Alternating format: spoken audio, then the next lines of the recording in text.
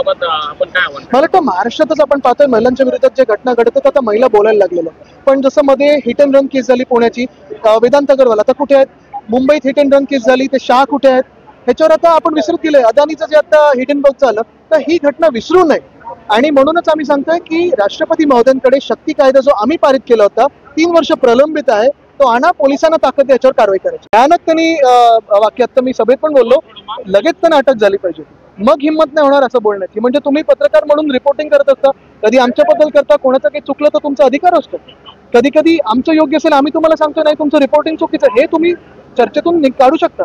पण जे वामन म्हात्रे बोलत मला बोलायला पण लाज वाटते, त्यांना लगेच अटक झाली पाहिजे. समाज जो आहे तो भुजबळांना प्रचंड नाराजी आहे. बघा मी कुठच्याही समाजाबद्दल नाही, सगळ्या समाजांना आपल्याला पुढे घेऊन जायचं आहे. सगळेच समाज आपले आहेत, अर्थात प्रत्येक समाज आपल्या न्याय हक्कांसाठी लढत आहे. काही जणांना आंदोलन करावं लागतंय, काही जणांना आपण पाहतोय फसवलेलं आहे सरकारने या खोके सरकारने. आम्ही सगळ्यांना न्याय देऊ. आमच्या 2.5 वर्षाच्या काळात कुठेही हिंसक आंदोलन झालं नव्हतं, कारण आम्ही सगळ्यांचं ऐकून घेत होतो. शेतकऱ्यांचं असेल, महिलांचं असेल, प्रत्येक समाज असेल, प्रत्येक धर्माचं असेल. मूळ जे सत्तेत बसतात त्या सत्तेधाऱ्यांचं कामच हे असतं की जी निवेदन येतात ते घ्या, कोणावर लाठीचार्ज करणं.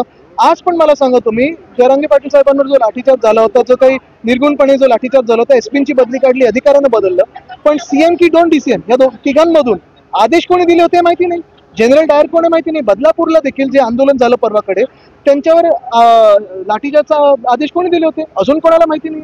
तर हे का नाही लोकांसमोर येत? अधिकारानंच तुम्ही समोर आणता, पण जे राजकीय लोक आहेत त्याच्यातले ते कधी का समोर येत नाही. मला वाटतं आता सगळ्यात महत्वाचं म्हणजे त्यांचं लाडका कॉन्ट्रॅक्टर एवढंच काम चालू आहे.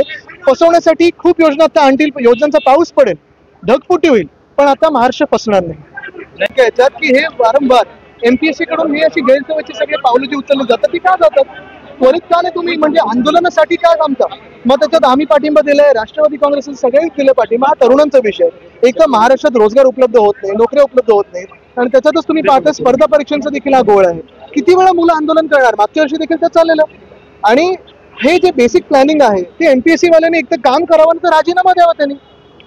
आज उपमुख्यमंत्री देवेंद्र फडणवीसांनी ट्विट केलेलं होतं त्या जे काही आयोग आहे त्यांना, आणि ही पूर्वी परीक्षा बघा हे सत्तेतली लोक आहेत. ट्विट करण्यापेक्षा त्यांनी खरं तर फोन करून सांगायला पाहिजे आणि आयोगाने देखील थोडं संवेदनशील प्रमाणे हे घेतलं पाहिजे. एवढा वेळ कशाला काढतात?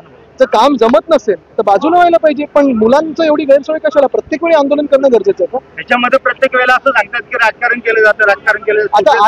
आता जर आयोग हे इंडिपेंडेंट असेल तर मी परत एकदा सांगेन, आयोगाने एकदा स्वतःला काम जमतंय की नाही जमत हा विचार करा.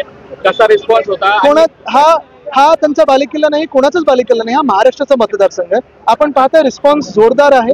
एक महत्वाचं आहे, लोकांनी इथे जी अपेक्षित विकास होता तो अपेक्षित विकास झालेला नाही. आता पण मी येताना पाहिलं रस्त्याची हालत असेल. एवढे वर्ष ह्या तालुक्यामध्ये सत्ता असूनही, मंत्रीपद असूनही पिण्याचा पाण्याचा प्रश्न अजूनही टँकर लागतात, पावसाळ्यात टँकर लागतात. ही खरोखर दुर्दैवी गोष्ट आहे आणि मला वाटतं बदल घडणार आणि बदल घडल्यानंतर आम्ही तो बदल घडवून आणू.